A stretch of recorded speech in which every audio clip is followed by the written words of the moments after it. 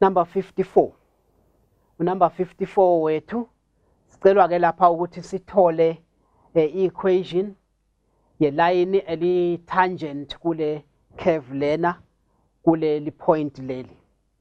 Zokhumbula ke ukuthi I tangent ine gradient elingana ne slope sale curve lena at that point and the slope sifanana ne derivative yale function kule point lena. Ngakho ke sizofuna ukuthola I derivative, sithole ukuthi iubani derivative kule point lena, and nase seyitholile bese ke sesithola ukuthi equation ye line el tangent ubani.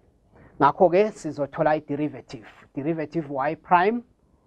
Siyabona ukuthi product le ngakho ke izodinga I product rule izothi asithole I derivative ye function yethu yokuqala, I function yokuqala u x squared, ngakho I derivative u 2x.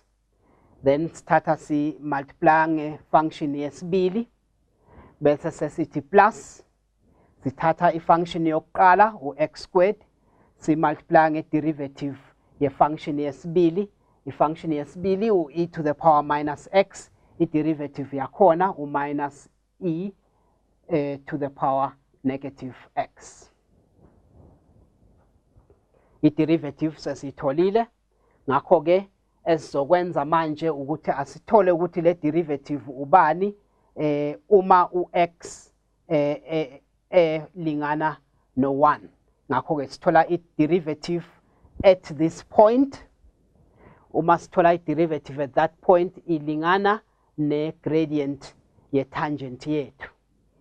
Sesizobeka u1 lapha siyathola ukuthi sithola u2 over e. Uma sifaka u1 lapha sithola u minus 1 over e. Ngakho ke nasikuhlanganisa lokhu okubili sithola ukuthi u1 over e. Okay. So ngakho ke sesifuna ke I-equation ye line yomuqa, I-equation yomuqa ozoba nale gradient lena udlule kuleli point leli. Ngakho ke sisebenzisa I-slope point form sethu selayini sithi y minus y coordinate yethu 1 over e, bese sesithi I-gradient yethu 1 over e, sesithi u-x minus x coordinate lapha u1.